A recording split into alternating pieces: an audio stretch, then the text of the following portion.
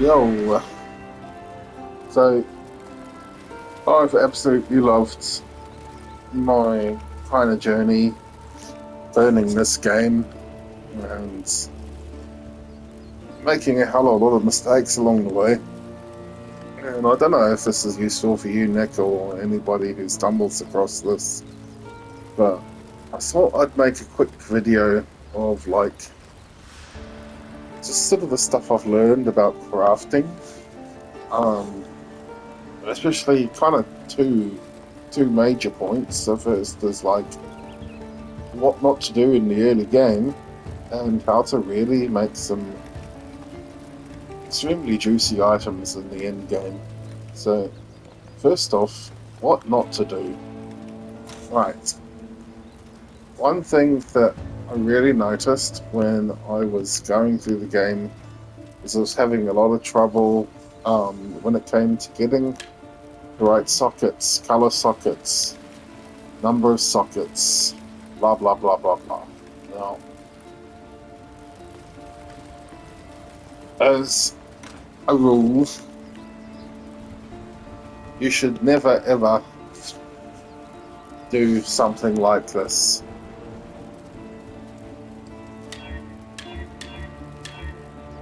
When trying to get sockets, doing it chromatic orb by chromatic orb, it's so inefficient. And what you come to realize is that every item has a weighting for what color sockets it can get.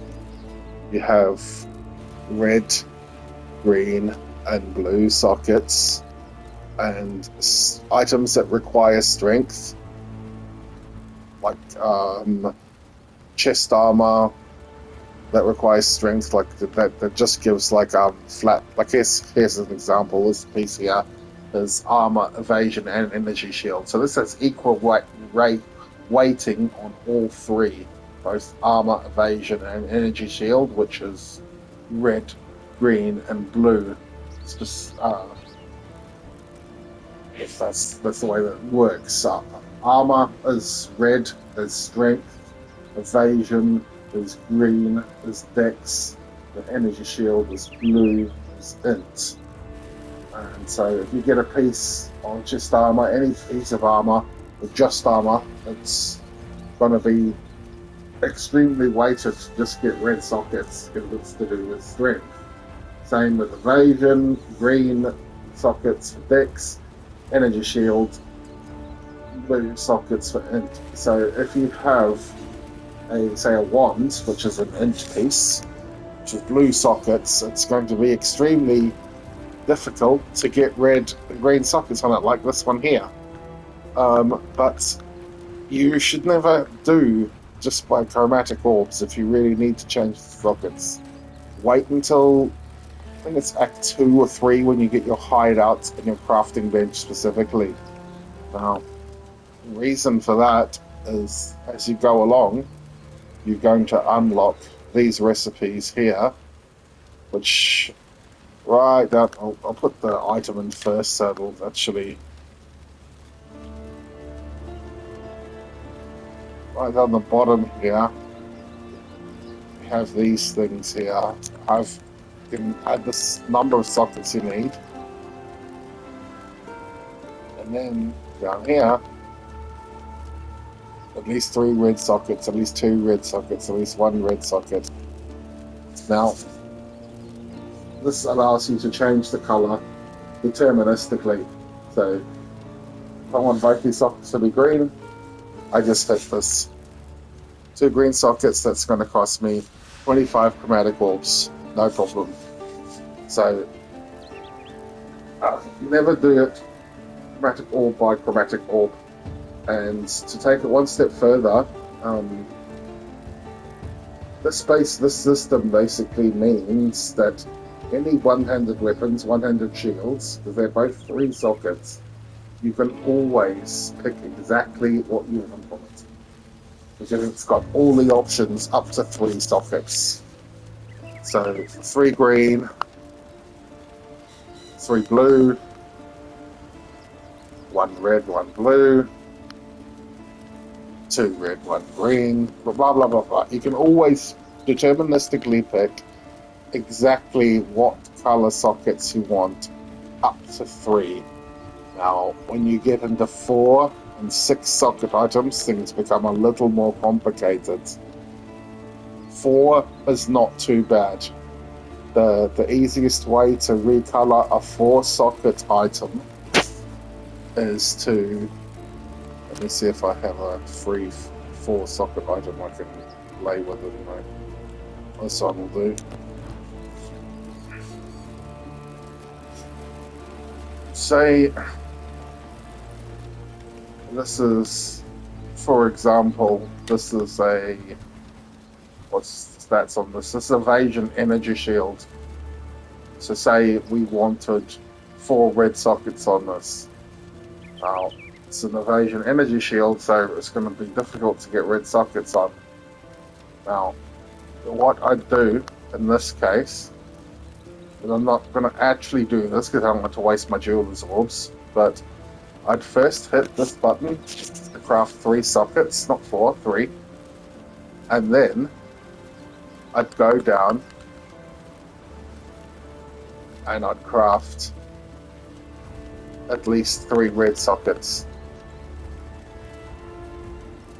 That one there, bam. So my 3 sockets would be red, and then I'd go back up to here to my jeweler's orb, and I'd hit 4 socket craft, and that would add a random socket of weighted towards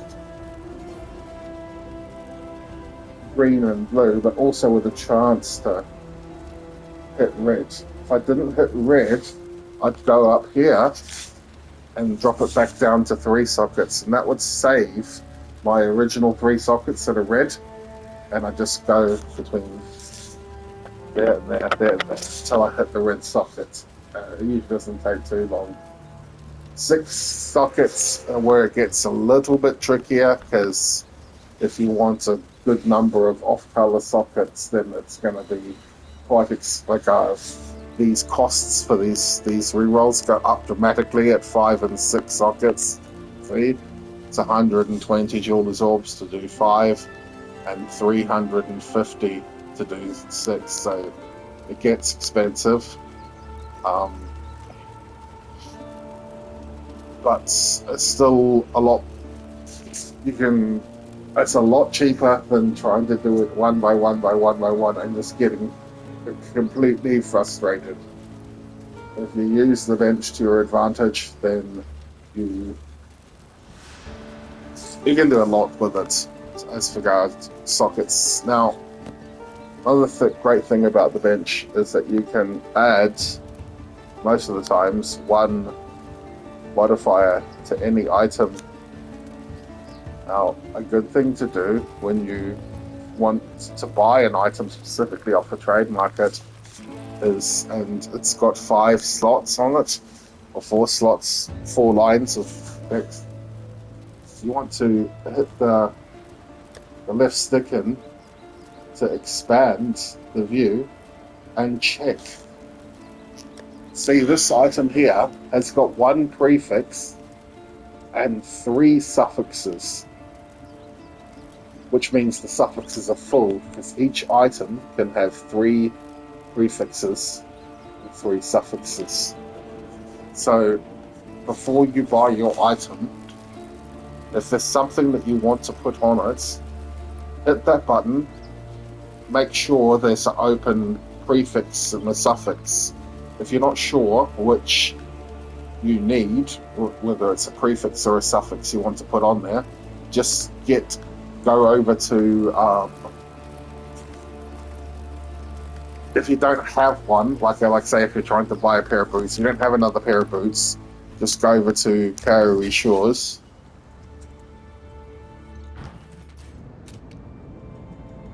and talk to this bitch, purchase items, and buy a blank item with just a random piece of crap.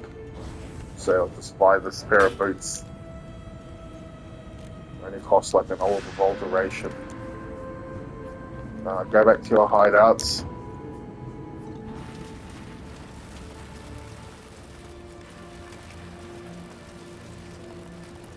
and put that item that you just bought in the crafting bench. And now this,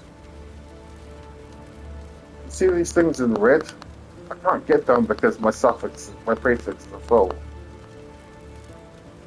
And it's only a blue item, but we need to make it rare to really. Now, see, look here, all these are red, which means I can't have any more suffixes. And if you see, if you're looking for the one state that you want and you can't get on there, it's because they're full. Here we have the yellow ones. Now, these are all available because I've got, as we talked about before, this has got 3 suffixes already, but it's got 2 open prefix slots. So before you buy your item, take a look. Is it full up on prefixes or suffixes? And what do you need to put on there? You need to put a prefix and a suffix on there. Make sure that what you're buying has space for what you want to put on. One other really handy thing is when it comes to resistances. The crafting bench has some amazing resistance rolls like these. I really like these double ones here at the bottom. Fire and chaos, I like chaos, these are really nice. But also, another thing to be aware of is the harvest crafting bench. Now, this one's got lightning resistance on it. Say I've got plenty of lightning resistance by fire. I can put this in here and scroll down bottom here. The harvest crafting is just so complex, like I'm not going to go into that, but yeah, these ones. Change your modifier that grants lightning resistance to a similar tier modifier. You can change basically one resistance for another with this feature, and it keeps all the other stats as they are. Again, I'm not going to actually do it because I'm running low on this crap, but I guess that's the sort of the basics. But as a rule of thumb, don't do these currencies one by one, or with fusing as well. Just save those fuckers up so you can do a decent craft. Just use the bench. You're aware of what suffixes and prefixes you can put on an item, and know that you can change out resistances as well. We'll do another video which will be more advanced stuff, because the one thing you'll learn in this game is that when you get to the super end game and you know exactly what items you're looking for, good luck trying to find them. Like literally the items that, some of the items that you'll be looking for literally cannot drop, and because you need to force them to do things that they can't usually do. And the second one is good luck finding them for anything but absolutely stupid prices on the market. So it's helpful to learn a little bit about making really good items. So I'm going to do another video like more advanced stuff, but that's the basic one. Yes.